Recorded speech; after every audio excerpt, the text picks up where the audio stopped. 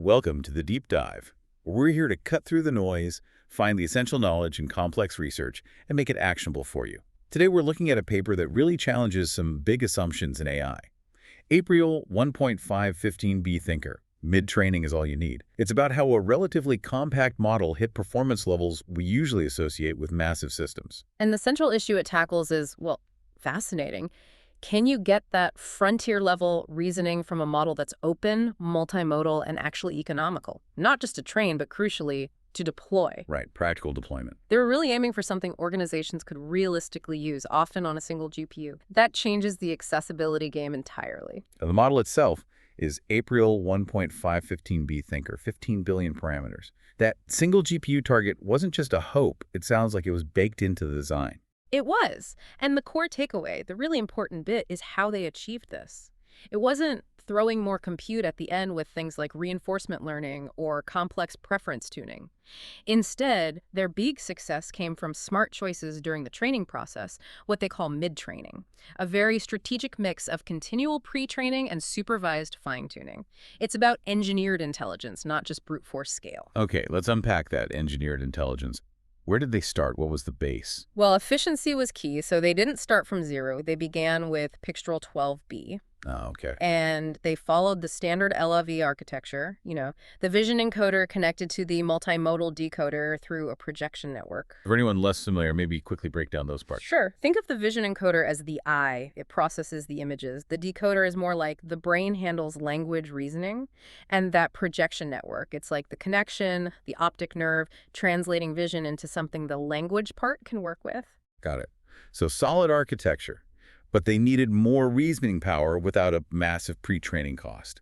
That led to the first step. Right, the first progressive stage. Depth upscaling. It's like adding more floors to the model's thinking process, if you will. Making it taller, metaphorically speaking. Sort of. They increased the number of hidden layers in the decoder, specifically from 40 up to 48. And the advantage. It boosts deep reasoning capacity, the model's ability to handle more complex multi-step thinking. But it's much, much cheaper computationally than retraining the whole base model again. It's a targeted capacity upgrade. Smart. And what were they feeding it during this upscaling phase? A lot of text data. Yeah. A big corpus. About half was replay data, stuff from the original Pixtral training to maintain its abilities. The other half was new, high-quality stuff, technical docs, math problems, code, discussions from places like Stack Exchange, diverse, high-signal text. Okay, so the decoder gets deeper. What's next? Then they needed to make sure that connection, the optic nerve, was tuned perfectly to this new, deeper brain. That was the projection network realignment stage. Here, they kept the vision encoder and the now deeper decoder frozen. All the training focused just on that projection network. Tuning the connection point. What kind of data did they use for that? Cross-modal data. Things like image captioning data sets, instruction response pairs that involve images, document understanding tasks. Basically, teaching that projection network precisely how to pass visual information effectively to the enhanced language engine. All right, this brings us to the core idea. The mid-training is all you need part. Staged, multimodal, continual pre-training, or CPT. Sounds like they broke this down very deliberately. They did. Two distinct phases, very surgical. CPT Stage 1 was about building foundational reasoning and multimodal data fluency. And the data mix reflects that. Definitely. It was about 50% text-only tokens, heavily weighted towards math, science, coding, 20% replay tokens, again, to prevent forgetting, and then 30% multimodal tokens. Things like OCR, understanding charts, describing images in detail, and importantly, during this foundational stage, everything was learning together. The vision encoder, the projection network, the decoder, all unfrozen. Okay, foundation laid, then stage 2. CPT Stage 2. Targeted visual reasoning data via synthetic augmentation. This is where they got really clever with optimizing intelligence over just data quantity.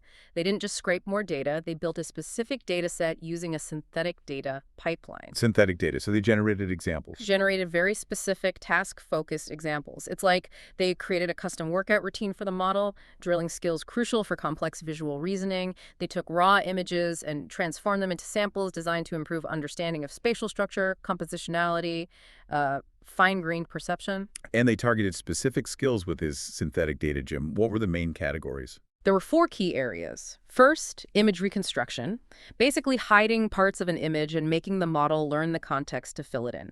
Helps it understand typical scene structures. Second, visual matching. This helps it tell similar things apart and understand correspondences between objects. Okay.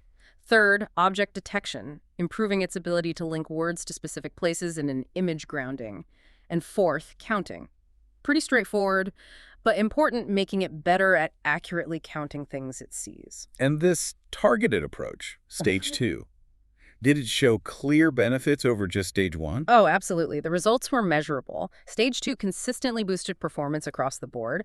A really notable example is the MathVerse benchmark, the vision dominant part.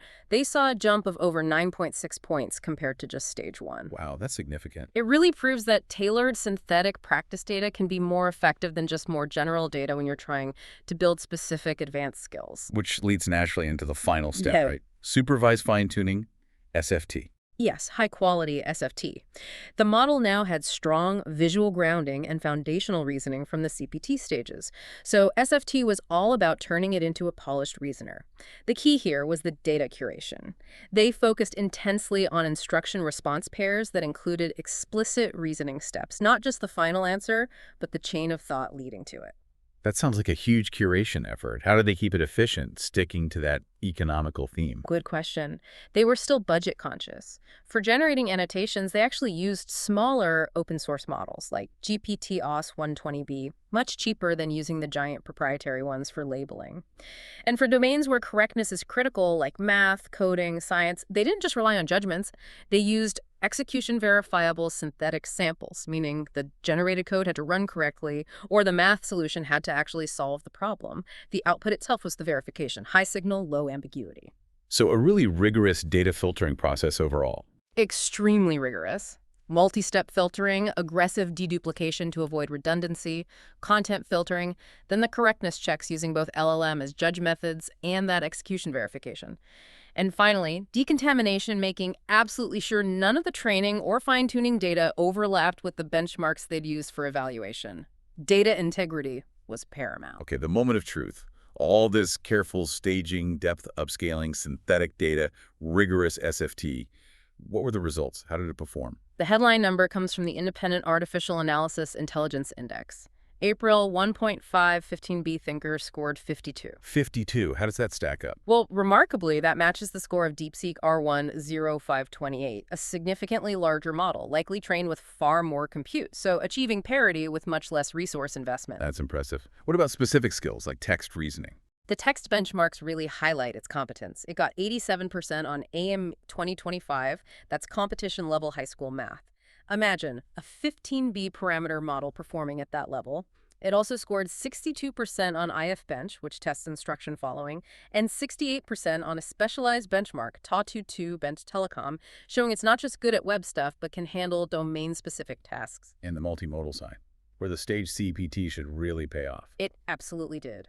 Averaged across 10 different image benchmarks, its performance was within 5 points of big proprietary systems like Gemini 2.5 Flash and Claude Sonnet 3.7. Within 5 points, for a model designed for single GPU use, that's quite something. It really is. And looking closer, its strengths align with the training focus. It did particularly well on tasks needing both visual input and significant textual reasoning. For example, 88.2% on chart-seek descriptive tasks that involves understanding charts and graphs, and 76.4% on the text-dominant part of MathVerse. On these tasks that blend vision and complex reasoning, it outperforms several much larger models. So let's distill the core contribution here.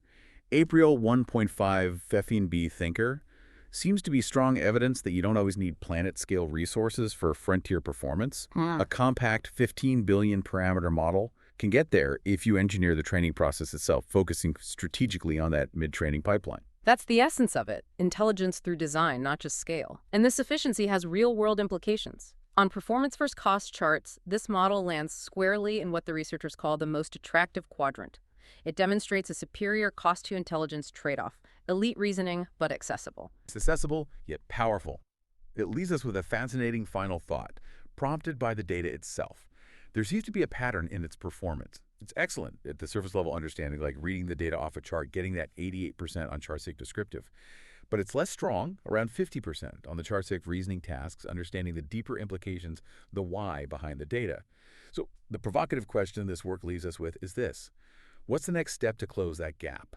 Is it about further architectural tweaks or perhaps an even more sophisticated generation of synthetic data, a CBT Stage 3, maybe focused specifically on bridging that gap between comprehension and deep contextual reasoning? Something to think about.